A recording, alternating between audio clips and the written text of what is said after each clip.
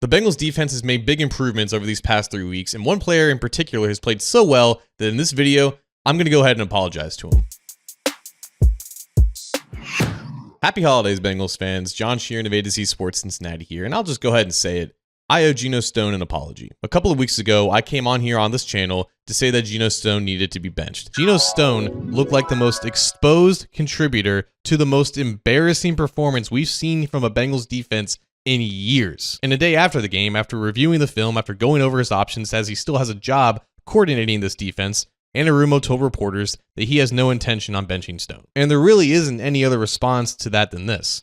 Why the hell not? This was following the Bengals' Week 13 loss to the Pittsburgh Steelers, where Stone played terrible in that game. He missed several tackles. The Bengals' defense as a whole was generally awful, and it was the culmination of a really disappointing season for one of the Bengals' highlights in free agency this year. In the grand scheme of things, this has not been a good year for either Stone or the Bengals' defense, but ever since that week, he has played particularly well. Arguably, the biggest reason why Stone was on the Bengals' radar in the first place last offseason was because he was always around the ball when he was on the field. He had 7 interceptions in 2023 alone. One of them came against Joe Burrow. And over the past 3 weeks, guess what? He's got 3 interceptions. Now, of course, we can add some context here. Were any of those interceptions against a quarterback of Joe Burrow's caliber? No. You're talking about Cooper Rush, Will Levis, and Dorian Thompson-Robinson. And when you look at those 3 plays individually, 2 of them were off of tipped or deflected passes. Only one time did he really step in front of a throw and make a play, and he returned it for a touchdown against the Titans. The 2 of them were a little bit more lucky, but even still, you're coming from the free safety position, you're putting yourself in a position to make the play, and then you make the play, and that has to count for something. And particularly with Stone, when so many of his miscues this year have come from him being out of position and a lot of miscommunication in the back end,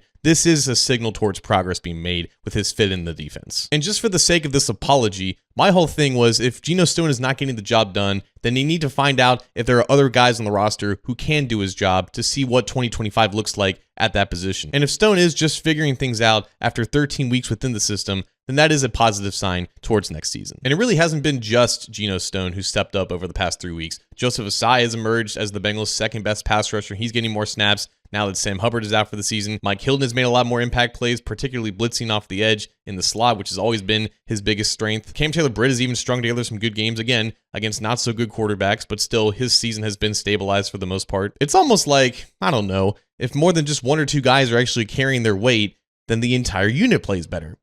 Kind of a novel concept, but I think there's some weight to it. In all seriousness, Geno Stone deserves to feel good about how he's played over the past 3 weeks, and if it was me making the decision, he wouldn't have gotten that chance, so he deserves that. Obviously, there's more weight to how you perform against the good teams on your schedule. The Bengals have yet to beaten a winning team this year, and they just took advantage of facing essentially 3 straight backup quarterbacks. But for how bad the Bengals defense has been this season, to see any progress at all, no matter the opponent, that is noteworthy. And because of these past 3 weeks, no matter how the Bengals season ends, whether it's at the end of the regular season or if it's in the playoffs, they will not face a team under 500, and they have to win every single game from here on out. So to Geno Stone and all the other maligned members of this Bengals defense, congrats on these past 3 weeks. But all that matters right now is doing it against a good team, and that starts on Saturday.